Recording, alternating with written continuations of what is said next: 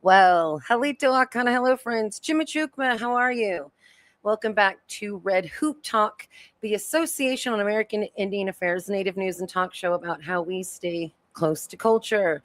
It is I, your hostess, Choctaw Cherokee Jennifer Robin, and you can also catch me on Resilience Radio weekly on KVMR-FM, Nevada City KCPC, Camino. What did I say?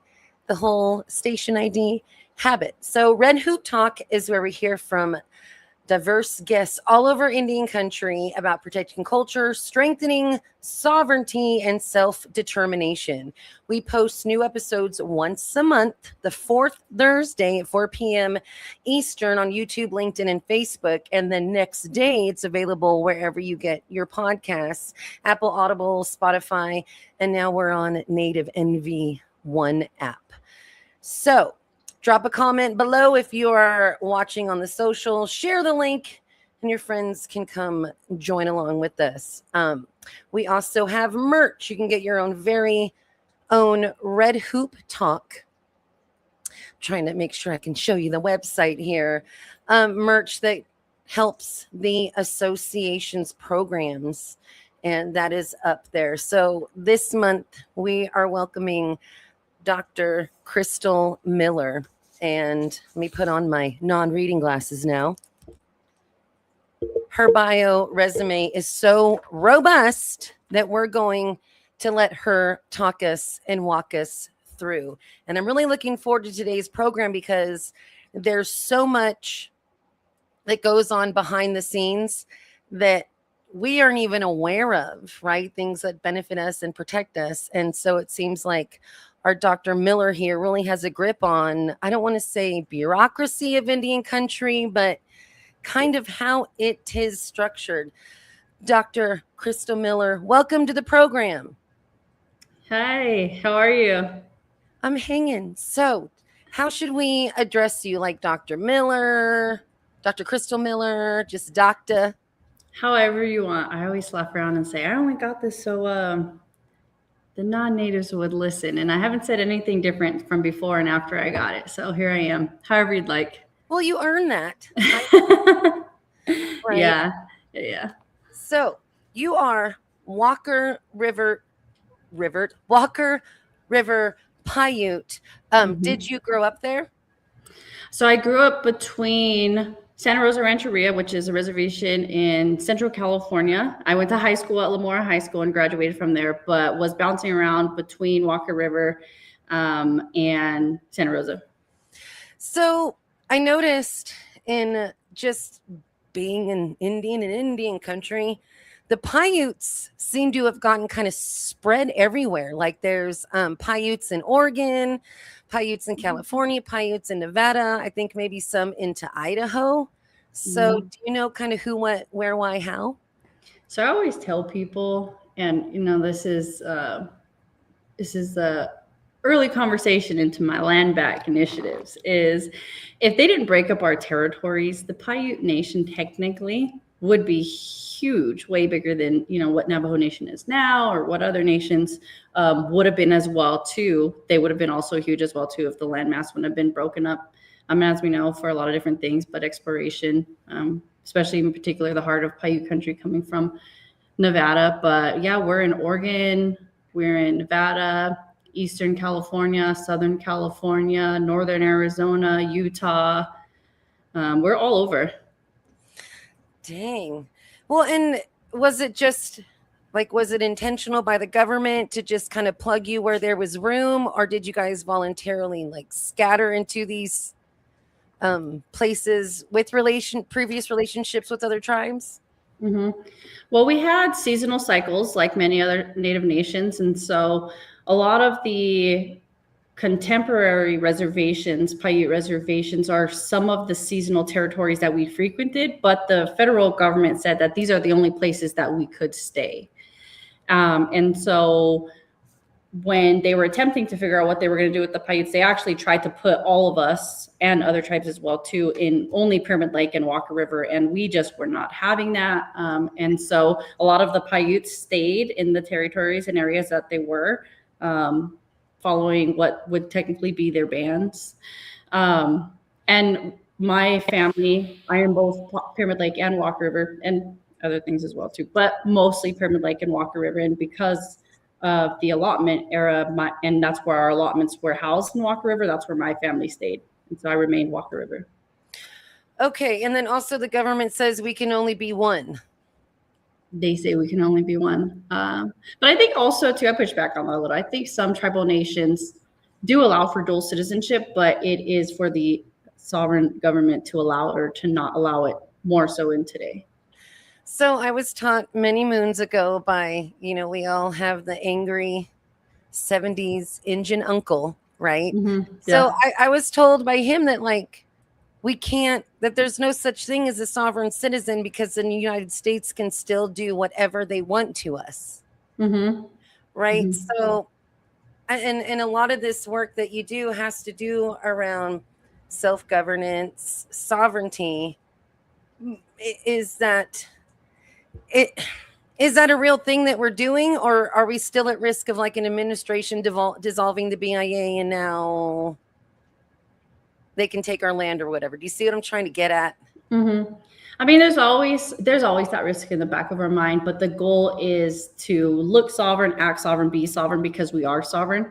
And I think that we open up the door individually as sovereign governments in a lot of different areas. Like there is paternalism, there is oversight, there are federal policies and federal laws that do attempt to position the U.S. above us in decision making. But I think that there are other areas where we kind of think, because of historical practices and historical dealings way beyond our own control, that we are still confined to this little box and afraid to step out of this box and assert our sovereignty.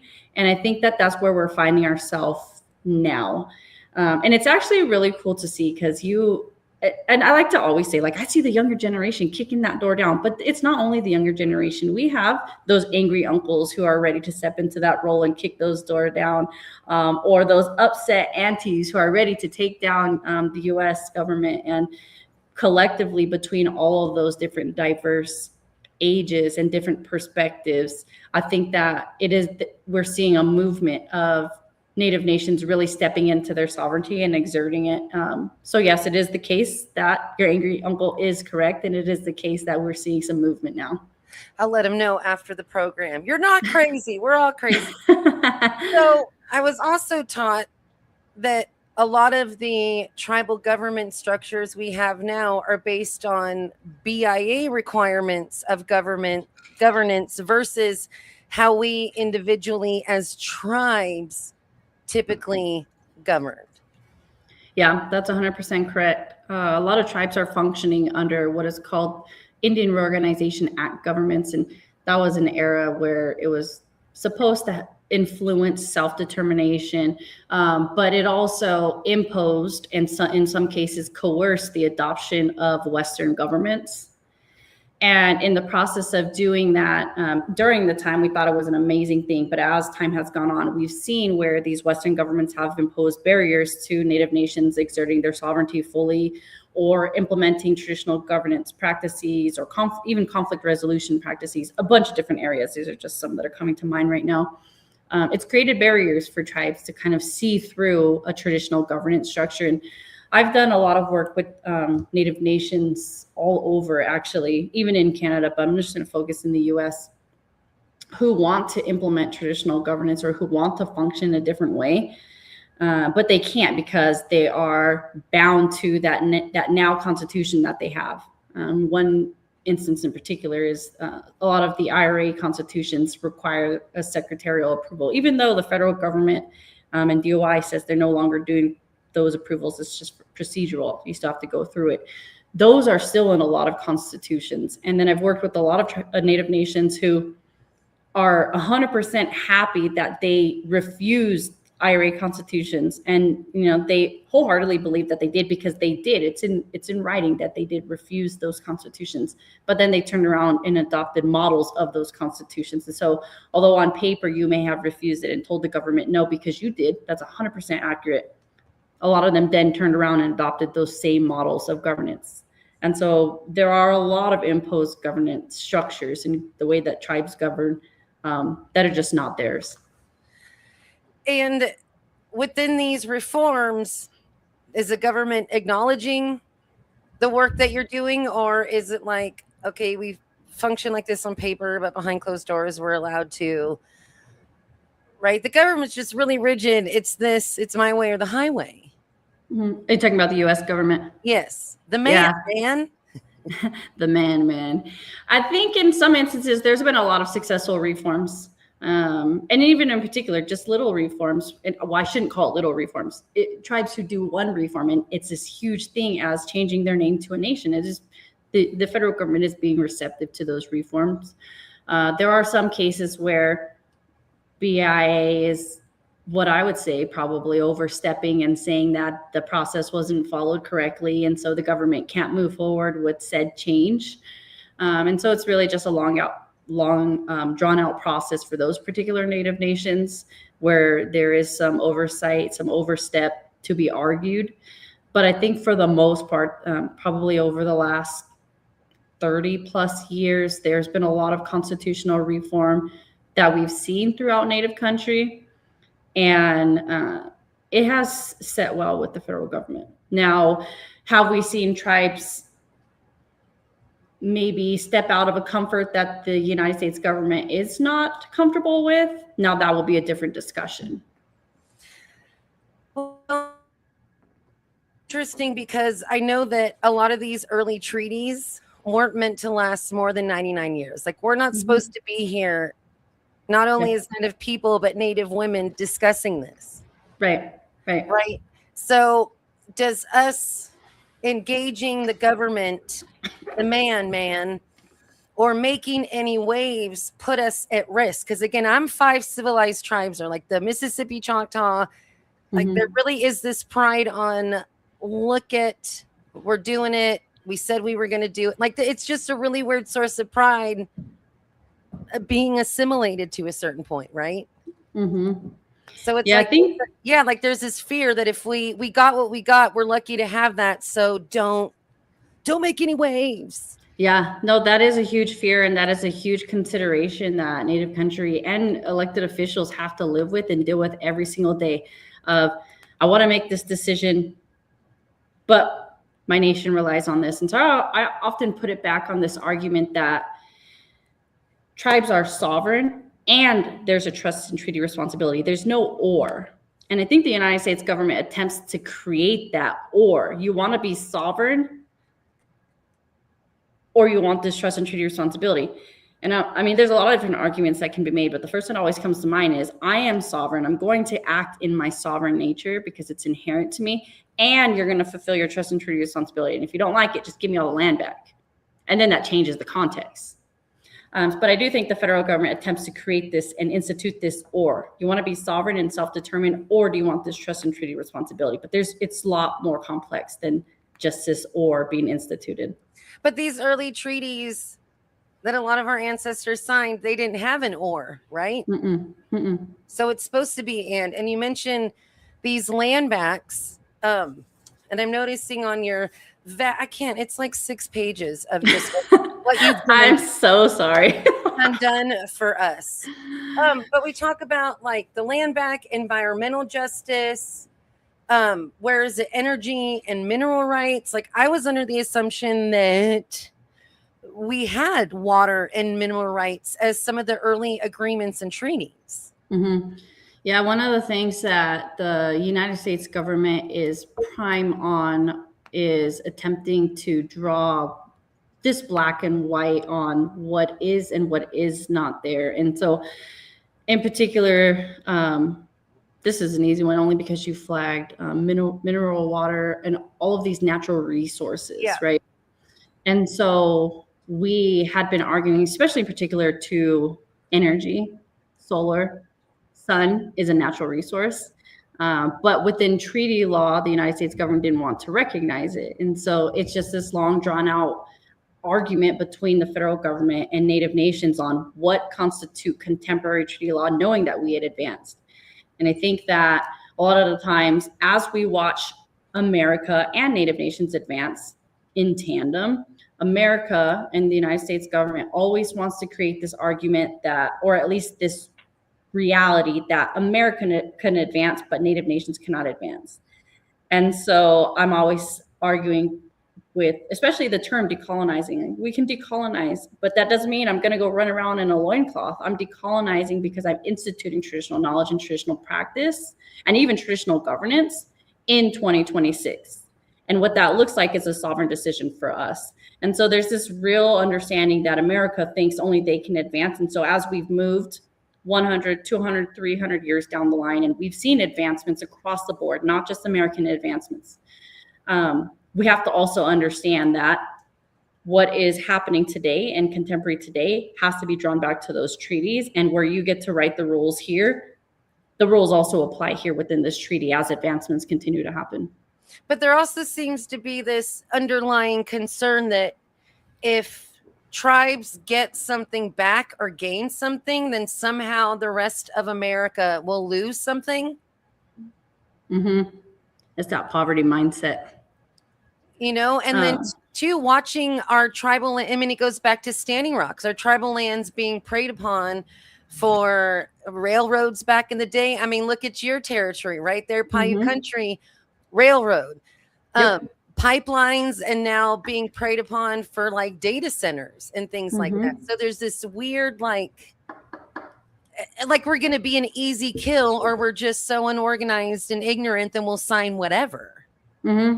Yeah, I think that there's this understanding that there's both. But one of the things that I'm always arguing too in all the rooms that I step in is what we do and what we protect as Native nations also is something that you benefit from. And so whether they see it that way or not, in 100 years or in 200 years, their children are still prospering off of the things that we're protecting today. So yeah, I think there's just a change in rhetoric, or at least understanding of the world. So paradigm changes that makes it really difficult for them to understand and see our perspective, and then couple that and top it with this guardian wardship that the United States government thinks that they are our guardians, and so they can make our decisions, makes it a little bit difficult as well too. So where does that, and I don't know if we're just going off track, I did an hour audio piece at Standing Rock, and I talked to a lawyer, Native lawyer, but I can't remember her name because I'm old and perimenopausal. But she talked about the canons of construction and how some of these agreements have to be worded so both people understand. And I still feel like there's some, trickery, some sorcery to try to, again, give us a whole bunch of things that we don't get the long term of or are educated on and things like that. So it just feels shady. Yeah, I think there's often that one-sided understanding. And it kind of goes back to that conversation that we were just having. The federal government can advance and Native nations cannot. So if we sign this treaty in 1700s, then what is happening now in 2026 doesn't necessarily apply. There's this double standard that one can advance and the other one can't advance. One has to die and the other one continues. And then I think it's also embedded too in the traditional American education system. There's a strategic reason why they don't teach about treaties, and the American Indian history is only a one-day thing out of however many days the kids go to school for. And usually it's this hunky-dory story about Thanksgiving. And that's the 1 week or one day that we learn about American Indians. And it's designed that way in particular so people can forget. But we'll never forget. But it's at a young age too. It's like 4th grade where it's like, oh, the natives are being cool. And then you and I being California gals, we had to build a mission. We had to build, right? Do you remember that? Like building whatever mission they assigned of sugar cubes. And like, I just remember crying, being sick to my stomach. Like, I know the truth of what happened here. And the funny thing about that, it's not funny. The instance in which it happened was funny. My son was in 4th grade, maybe a little bit younger. It might have been 4th grade though. And this was like right when I had started my associate's degree actually at Fresno City College. And so he had to come to every class with me after school. So he would go to school, I'd pick him up, I'd go to school. And so he was learning all of this American Indian history. And so they tried to make him do a mission. And I don't know where this came from, but I think they tried to get him in trouble for it as well, too. But they started talking about missions and all these different things. And my son was like, why would I build a mission when they just have Indian bones inside the walls? I don't want to do that. And the teacher was like, what? It was hilarious that he was talking that way at 4th grade. But it's different. And there's always that argument. And that's why they don't teach that history. Well, and two, you mentioned education. Like, it took me 5 times in college to pass U.S. history, dropped, failed, dropped, finally got a C, because it was so hard for me to just give them what they wanted. Right. And so it was like one of the last minute classes to graduate, because I just couldn't bring myself, because in high school I got expelled for taking over a history class and telling some truths. Right. So and then two, any help that you and I got for college, oh, it's because you're an Indian. And I have to explain my Indian health, which isn't the best, but I'm grateful to have. My education, which isn't the best, but I'm grateful to have, came from our ancestors making these agreements. So we lost so much. Ooh, but I get, some help with school. I'd rather have, the billion acres back than. Let's trade. Yeah, right. Than the dusty framed artwork I got on the wall. And they're still benefiting from it. And they are still benefiting from it. But it just hurts too. Again, California gals, we had Gavin Newsom roll up and say, we're going to acknowledge the word genocide. But it seems like whenever there's some weird budgetary stuff that needs to get cut, we're one of the first on the chopping block. Yeah. So I guess toothless apology. Yes. And I guess that's why I struggle with that concept of sovereignty, because I still feel like we're always vulnerable still. Yeah. Yeah, even now, I think that especially with a lot of the changes that we're seeing, in particular under this administration, I think it is history definitely repeating itself. Away with the Indians, they can figure it out, or they might not make it. It's kind of the mentality that we're seeing. So I don't know. I feel like we're just living in I don't know what you would call it, but the show just keeps repeating itself. You're the doctor. You're supposed to be giving us the words for stuff. The scene is repeating itself. It's that movie Groundhog Day, right? Exactly. Or have you seen that movie Click, where it just keeps going? Yes. That's what I feel like we're in. But doesn't that make you sad, mad? So Victor says, greetings from Lima, Peru. I mean, colonization started long before it hit our shores. Yeah. So how do you not feel defeated before you even start? That's actually a really tough question, because there is some times where I do feel defeated. This is just full transparency, full disclosure. Well, just, this is your human experience. We're not saying you're not good at your job because you're like, right. Oh, it's a big mountain today. Yeah. No, there is times where it feels like that. I mean, we're currently dealing with something policy-wise with attacks on sacred sites right now. And the first thing that came to mind when we heard about it or got a brief on it was, oh man, all I wanted to do was cry. Because sometimes it just feels like I have to wake up, and not just me. There are so many other people doing this, like everybody. Yeah. Yep.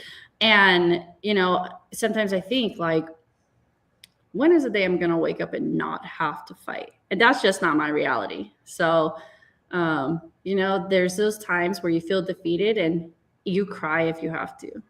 And then you just get right back up and start doing the good work. And I don't know, maybe it's just a responsibility that I feel that I carry to community, but it's always been that way. But too, I've been doing radio like 15 years, and it irritates me that I have to say the same thing, once a month or every few years, or re-interview a guest, because I feel like I already said this. You guys should get it by now. Yeah, exactly. And then they don't get it. Policy is so slow to change in general, not just, within Indian governance, but, bureaucracy in general. Yeah. So you talked about, explain to me, y'all got something coming up, NAGPRA. What is NAGPRA? Native American graves, repatriation. I don't know what the acronym actually is. I have a whole acronym list. CC, chime in if you're listening. Yeah. Native American Graves Protection and Repatriation Act. Sorry, I said it in reverse.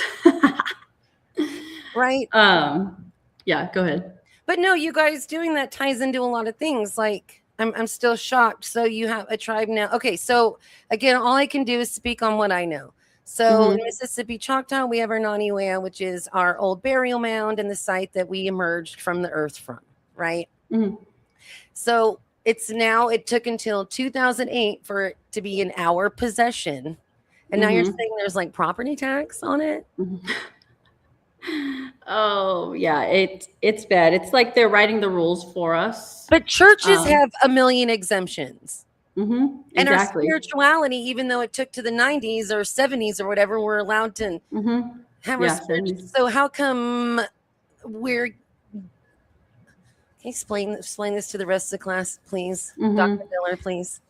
Yeah, so it goes back to this paternalism that we talked about. So there was a huge history of removal. We know that. Huge history of termination. We know that.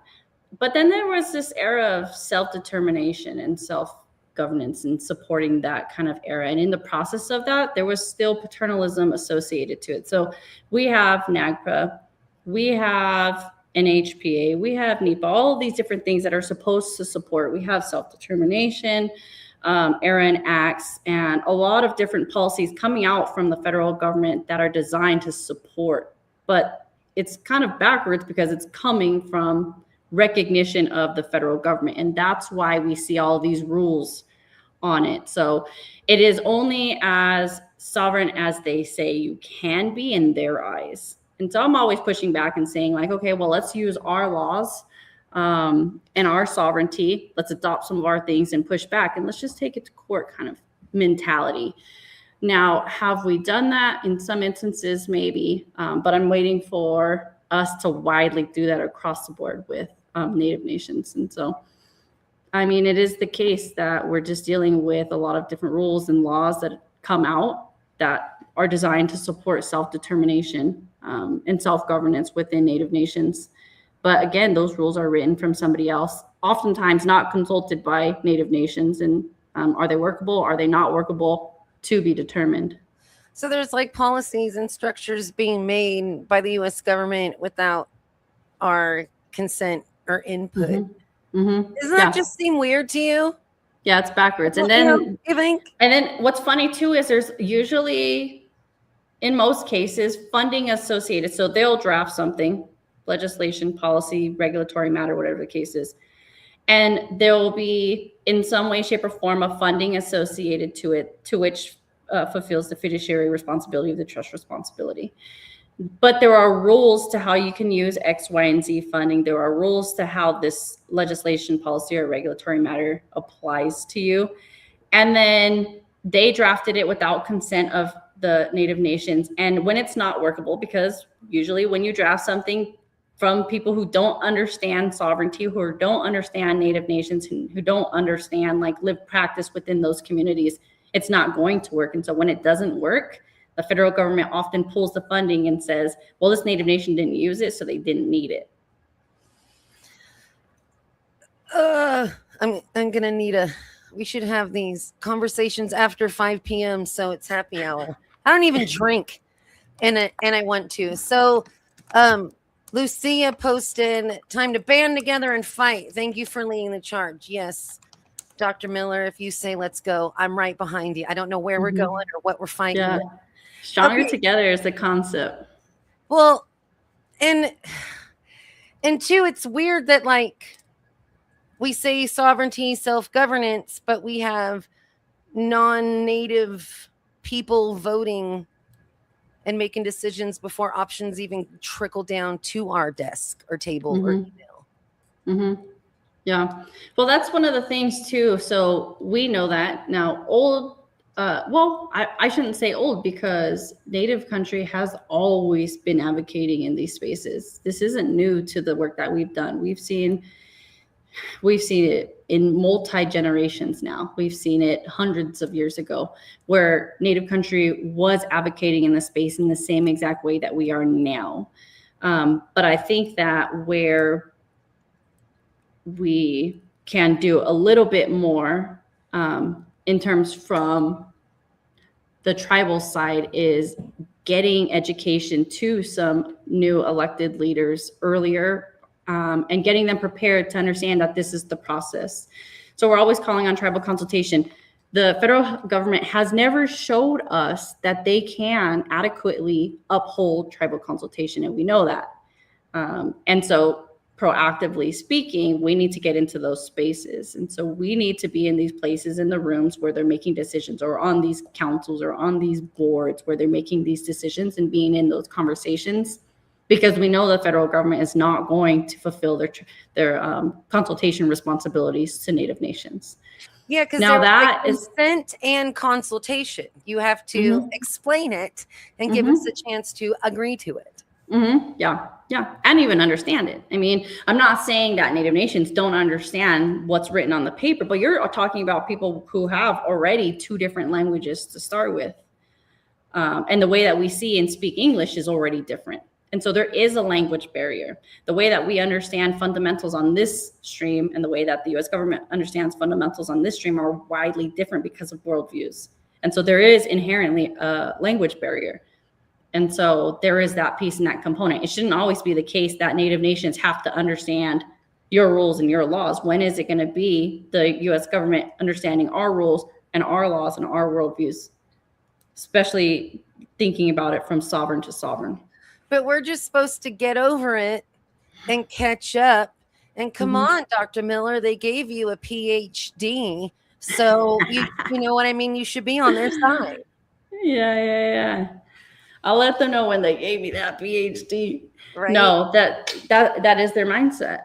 And I was in air quotes, everybody who'll be listening to the podcast. Okay, you can't see that on radio. Yeah. No, that is their mindset. And that is why what we see coming out of the federal government, even the mindset, outside of like the legal stuff and the political stuff, the mindset that is there is natives are either no longer existing. I have actually heard people say there's no real natives now or ever. I mean, just the way that they think about life is just completely wrong. But that mindset of that they are the owners, they are this. I mean, we hear this all the time. The natives were conquered. They should get over it. Well, you clearly just told me you weren't smart enough to know that you signed treaties because you wanted to stop dying. So... But then too, here in California, again, California girls, and you're Santa Rosa, is it Lemoore or Lemoore? Yeah, I grew up in Lemoore. Yeah, 18 treaties just locked away in the box and acting like nothing happened. So now we're getting some land backs, but the horses, the equipment, the blue jeans, all these other things associate, like, you know, Southern Sierra Miwok here, 900 acres, Yosemite West. It's on a cliff, damaged by fire. But they're not giving them, here's the whatever digger thing that you need, or here's a shovel. Like, it's you know what I terms. mean? It's like here's the this, but good luck, you guys. And it feels like almost, and this is just a feeling because I'm talking to a lawyer and Shannon's a lawyer too. I feel like it's like some ways that they're setting us up to fail, to be like, say, I told you we shouldn't have done this. Bernie Falls in Merced was supposed to go to certain tribes and tribal members. Never going to happen. No, I think it's all performative. Now I just picture mimes in front of the state capitol, just, you know, saying words. So all of this, what got you into this very complicated field of, again, American Indian affairs? Because I just, you throw too much words and definitions at me, I would rather just be beating or sewing or dancing. Like it's a lot. So what gave you the fire to do this that still burns in you to keep doing this? I'm not actually 100% sure. I struggle with that question too, because I guess I shouldn't say if I had it my way, but there was a point in my time that all I wanted to do was just sit at home, work for the tribe or work for somebody close off the tribe and not really do anything. And I don't know, I think it was in 2016. I know that for sure. So it was about 10 years ago. I just had this thought that I needed to enroll in school. And so I enrolled in school. And the only option that I was willing to choose after I had already dropped out 3 times, I tried to go to college 3 times. I went to play softball, ended up dropping out after, I don't know, almost 2 years. I have 206 units just because of the dropout, redo, change the major, redo. Like, yeah. So I have a PhD in school. Yeah. So I went to school for 3 different majors early on after high school, ended up dropping out 3 times, was working an entry-level job. And one day I had just woke up and said, I need to enroll in school. So I enrolled in Fresno City College. I went to school for American Indian Studies. And from there, I just never stopped. So I started college with I think it was like a 1.6 GPA because I had dropped out so many times. And so max that I could get out of Fresno City was like a 3.1, if that, even if I got perfect grades. But I liked it. So I kept going, but I knew that at that point that I had already had that crossroads and fell in love with the whole environmental justice and cultural protection aspect of the work that I was doing there. And I was actually really good at pushing back on certain systems. Now, I don't know if I'm hard-headed or difficult to deal with, but it's the Paiute. It might be. Yeah, y'all stubborn, and when you see it, because I think the first time I got into an argument with an academic institution was at Fresno City College, and it had to do with the class that was supposed to be on ancient writing versus ancient art, and petroglyphs were thrown into the mix. And so the argument that I was making was not the argument that the university or that the community college was making. And so that was the first time I realized, like, I got something to say. And so I knew that I was going to stay in policy and law throughout my tenure, that I would be in school. And so I actually got my bachelor's degree in social work from Humboldt State, which is now Cal Poly Humboldt, only because that was strategically done. So the social work program, well, the whole school has decolonial emphasis, but the social work program was specifically to rural indigenous communities. And I knew that if I was going to go into law and policy in any way, shape, or form, I didn't want to learn to think like a white man. I wanted to keep that holistic thinking with me. And so I got my bachelor's in social work. And then I went on to, I went home and I was like, I'm staying home. I'm not doing anymore. And we had an elder in our community. I don't know. I was an intern for her over the summer. And I don't know what she saw in me, but she was like, no, you're packing your bags and you're leaving because you got accepted into ASU and you're going to go. And I was like, that's funny. I'm not going anywhere. And I just kept showing up to my job until I was technically forced to leave the reservation and go and do it. And so from there on, my research was actually on issues that my community was taking up. So we had been going against the United States military, the Navy in particular, but the Army was thrown in the mix as well too, because we're bordered by both the largest, on all largest naval air station and largest Army depot in the world. And they have and continue to still bomb our reservation. Like, we've had children walk to school carrying bombs, not knowing that they were bombs. There's mines. There's mines all over. That they don't even remember, and y'all don't know. Yeah. So my master's thesis was actually going up against them, and I was thankful that my cousin and a couple other interns, I think it was the summer before, had found a bunch of documents in a closet at our nation, and they had archived it and put it in a timeline order. So I was able to use those documents for the research that I had done in my master's thesis. And it was funny too, because the military didn't want us to have those documents, and those documents got published in my thesis. So it was very strategic. They said, this is our issue. This is what you're going to go research on. And that's what I did. And then same thing for my PhD. We had a political uproar. I actually started my PhD doing a different research topic. And then we had 4 different chairmen in 1 year. Nobody resigned and nobody died. So you can imagine what was going on there. And that's where where the birth of the governance work that I have done came from. Was we wanted to implement traditional practice, but we couldn't because we have an IRA constitution that said we have to do X, Y, and Z, very black and white, and this is the way that it goes, even though it was not Paiute.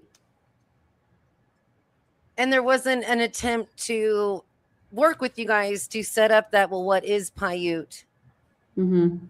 Well, we want to do reform on our constitution, but it's a hefty task for any tribal nation, for any Native nation. Reform is not easy. We talk about it like it's easy, but it's not.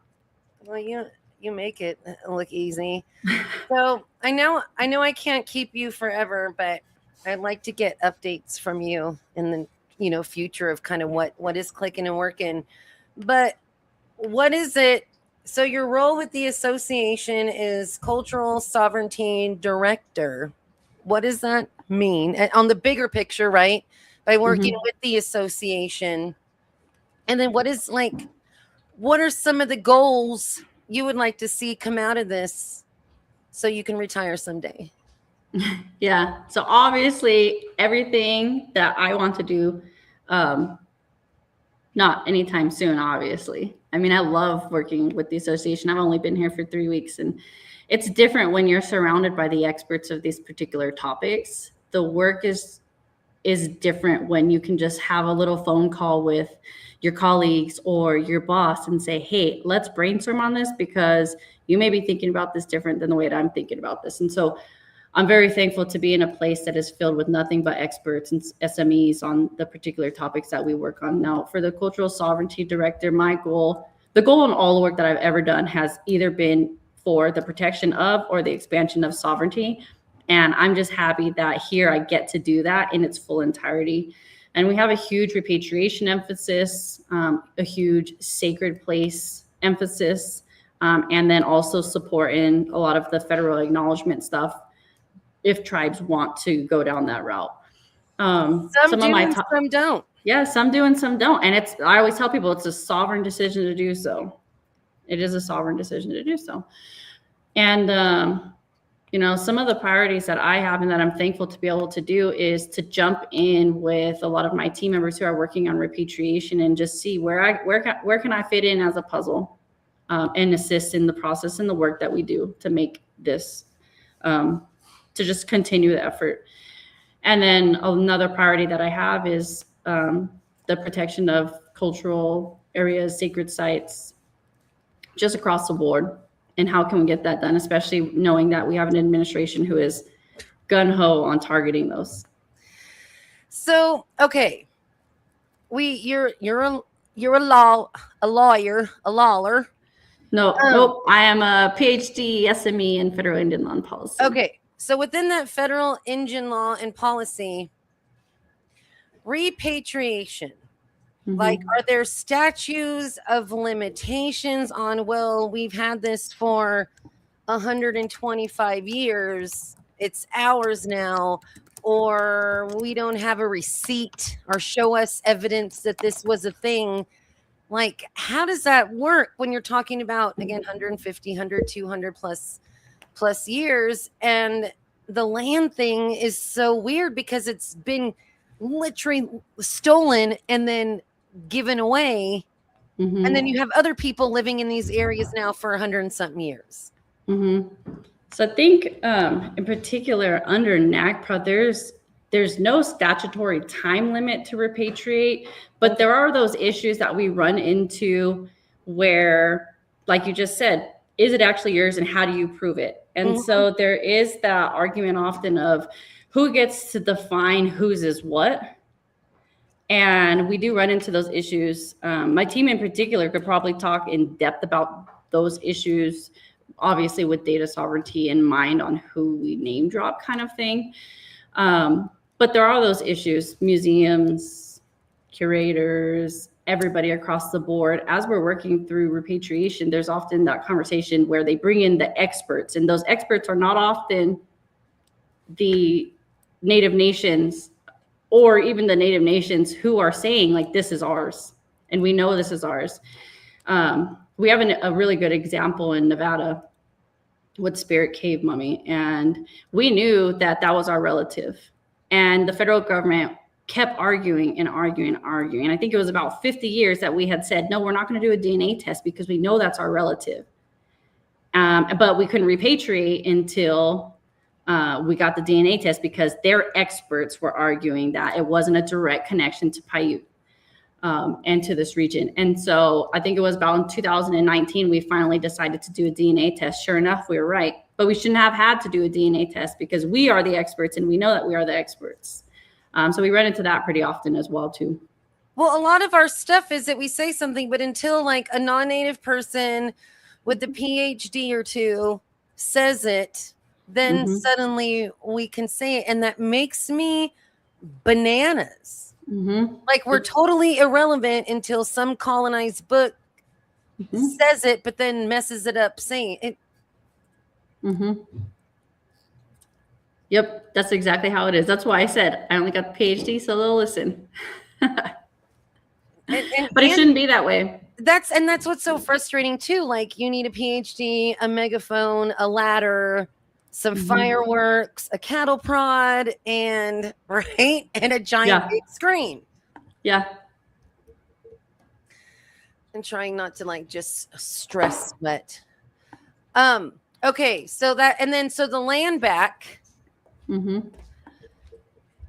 We have, and I just, again, I can only speak on what I know of, but my friend Mike Ramirez, another Humboldt Cal Poly graduate, he can't prove lineage, or they can't, the Concal can't be federally recognized because their village site is now underneath the Lake Oroville and the dam. So already, bam, government wins because they were that relationship to the land was broken via flooding. Right? So are things like that like, sorry? Well, it goes back to them writing the rules. So even in the federal acknowledgement process, they write the rules on who is this, who is that, who is this. It makes it difficult for recognition. And I think that's why some tribes are going after the congressional approval for recognition. But again, that's a sovereign decision.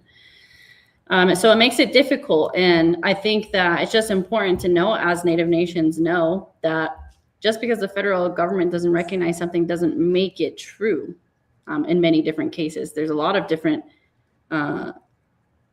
federal policies that were designed to do exactly what they're doing today, removing them from the land and then creating barriers for recognition, barriers for support, barriers for implementation, and barriers to access.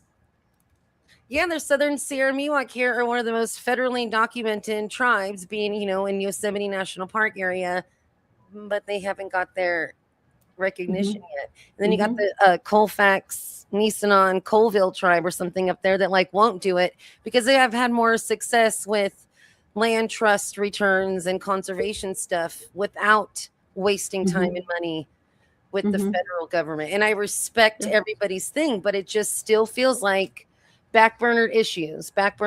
This is an important, again, if we give it time, the people complaining will die off or whatever. Like that's the mentality. That is the mentality. And even now it's more so too, not more so, but it is also thrown in the mix too, that if we can elongate this process, the only tribes that will survive are the ones who keep it up, keep speaking up, or the ones who have the money to litigate. And so now it's just a new strategy. Oh my gosh, the association needs to pay for you to have like weekly massages or something, right? Like we need to fix you. So I want to get to a few of the comments here. Now I have to read. So at what point do we branch from one Native organization to another, from one Native tribe, recognized or not to settle for status quo that the colonizing government continues to practice? So we have significant leaders across the USA today who are Native and have tribal affiliation. And there should be a plan to organize in a way to really show the unity and power of, again, let's get all the Dr. Millers together. Right? Let's lock you guys in a room and get a brain trust of ways and just come out swinging. Mm-hmm. No, 100%. I always say we're stronger together. How can we network? How can we, people always say this is like one of the biggest things that I don't think is true, that it's lonely at the top. And I'm always like, no, it's not. We are collaborating at the top, and that's where we're going. So I'm 100% aligned with that. I think that getting everybody in the room, and think about it, you get 100,000 natives in the room, you're going to have 100 different perspectives. But I think that if the long-term goal is in alignment and is the same, we will find a way to resolve that and move together and collectively. And I think that that's where the strategy lies. But my great aunt Beverly said if the natives could get along, there wouldn't be a Yosemite Valley. Like, no, she just truly believes that, right? Like if the mono's over here and then this and that, like if there was more of a united front, but we're here now. Yeah. Right. So let's say some of our listeners are all stress sweating and riled up like I am. What is the best way to start connecting and learning about this besides emailing you all of our random idiot questions throughout the week? Well, I always say there is no such thing as a dumb question. You just got to get it out. But I mean, you can start reading, you can start connecting. We have different resources, not even just the association, but the association does have resources. We just got out of a tribal professionals working group where we literally just get together, have conversations about what's going on, what are the issues we're dealing with, how can we get perspectives of maybe other nations who have dealt with these same and similar things or dealt with them in different ways. But then they pertain and apply to the things that we're dealing with in terms of issues. Those working groups across the board, you can find them in Native country. I say invest in those, really take up and be a part of those, read what's going on, stay active about what's going on, and build your network. I always tell people, I don't know everything, but if you ask me to find something out, I'm going to find it out. Because it's important for me to have that large network. I can call somebody, say, I know that you're the expert in this. And if they don't know, they know somebody who knows. And that is a key to success. Well, I also too, like it's the internet. I'm kind of old. So the internet, I don't know if you guys know this, AI lies.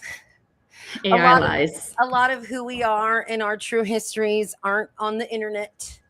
Mm-hmm. And so I really appreciate people like you that are trusted sources for information in the association, for putting together trusted people. And another thing I like is a lot of our tribes were matriarchally women-led. And I kind of see that in the association, that there really is honoring and trust and capability of not only the indigenous perspective, but the mother, aunt, daughter, that matriarchal perspective that has just kind of been ignored. Because again, colonization thinks that if you give us power, we're going to waste our power and time treating men the way we've been treated. And nobody has time for that. Mm-mm. I mean, maybe I'll be a little petty, but not much, because it's time to get back to work. Yeah, same actually. That means no, but it is a different change, and it is a shift.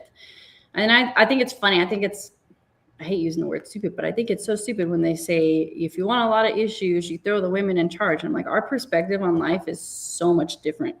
The way that we move forward, the way that we protect, the way that we think and care for things are so different. It's very holistic and very multi-generational, futuristically thinking. And I think that that's where the paradigm shifts for the association, and where I see it and why I really love being here is because of that paradigm shift and that mindset thinking. Well, I really appreciate your time today, Dr. Crystal Miller, and welcome to the association. Is there, like on the website, is there a way for people to reach out and contact you, or they can go to the general email there on IndianAffairs.org? I'm not actually sure if my email's on there. I don't think it is. That's another CC question. Well, if you guys end up bugging me, I'll forward it along. But yeah.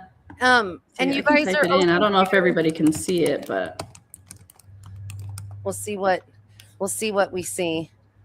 But no, there's so many links and things, and CC, sent me your write-up and stuff on the website. So I think if you like click a picture or click a thing or click a something, it'll either make its way to the general mailbox or straight to you. So my mind's blown.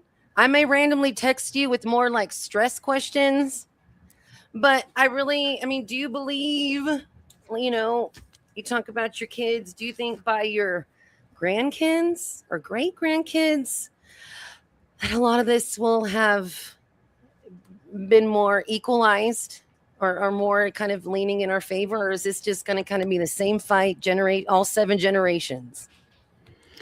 I think that we will have progress. I wholeheartedly believe that we'll have progress. And one of the things that I always tell individuals is we shouldn't be passing on the same issues. It is no doubt that our children and our grandchildren and the children we haven't even met yet will have their own issues and fight to fight, but it should not be the same one. I love that, right? Like we got to do what we can, close that chapter, and not keep just stringing the same sagas and dramas along.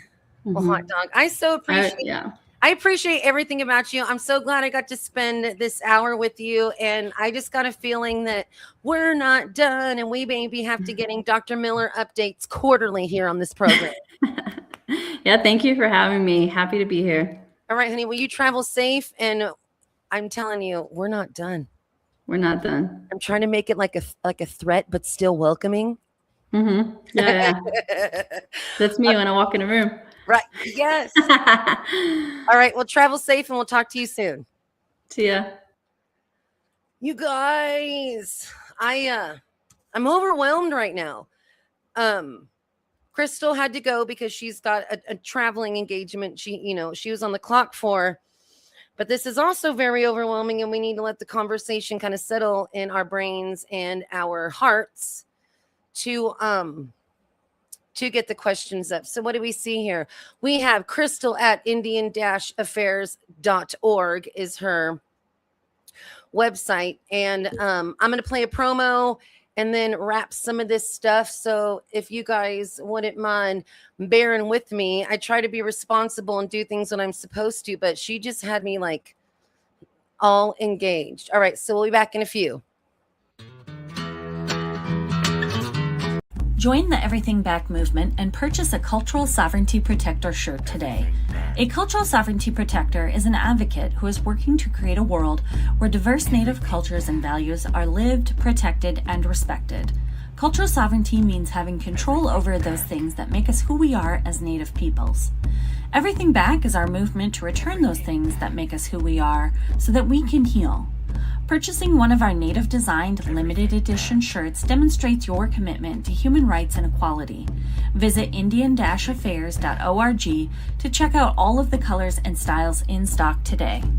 Everything Back. And I am going to say before I let everybody go for the day, like, we hear these words tossed around: decolonize, sovereignty, land back, things like that. So I really appreciate these conversations to delve into and dissect not just Merriam-Webster defines sovereignty as, but understanding how the word applies to us. And again, like, high five to all of us who have that indigenous blood in us, because these things were supposed to last not over 50 years, not over 99 years. We were supposed to be bred out, dead out. They cut off our food. They removed us from our land. They did whatever they could to weaken and diminish us. So I'm just uber proud of all of my indigenous ancestors who are here now. And I really appreciate the big brains that the association has, because it is a lot. It is a lot to not only track all of this, but be patient with the bureaucracy, to understand the government's language, right? And how do we take the government's language in our indigenous philosophies and definition and make them effective? So I'm going to press the right button, and I'm going to play a promo here about association membership, because 24/7 they got newsletters that come out, they post on their socials, little clips, little things There's a lot to track, and even to tribal members with their so I think it's kind of a nice anchor, right, for a lot of this Turtle Island indigenous activism. And again, right, we have to come together to be that bigger roar. And I feel that the association is doing more than the best they can to get this going. The association is a 501c3 that does not take any federal funds. We are powered by the generosity of our members and donors. If programming like Red Hoop Talk matters to you, please consider donating or becoming a member today. Every contribution, no matter the size, helps us continue our mission. You can make a one-time gift or set up reoccurring contributions. We even accept stocks and cryptocurrency. An association membership is just $25 annually or $500 for a lifetime membership. Membership is open to anyone who supports our vision and goals. Donate or become a member today by visiting indian-affairs.org, and together we can make a difference for Native country. Okie dokie, my darlings. So, available on podcasts wherever you stream the Red Hoop Talk. We usually get it done within 24-ish hours, but sometimes Indian time is a good excuse. And then also my weekly radio program, Resilience Radio. I'm trying to pick up on my YouTube and get some of these random interviews, but they're not going to be scheduled the fourth Thursday a month. And I'm so scared to announce next week's guest because I don't want to curse it, but I can hint with you. He's an author and children's author, so maybe we can get some Christmas ideas down for some Native books. But I don't even want to say more because I'm too scared to curse it. So yes, our next program is, I wrote it down because I'm a responsible adult. August 27th is the fourth Thursday next month. So Chihilale, I love y'all so hard. It is a pleasure and a privilege to be here with you month after month. And till next month, I'll see you when we hop back into the hoop. Bye.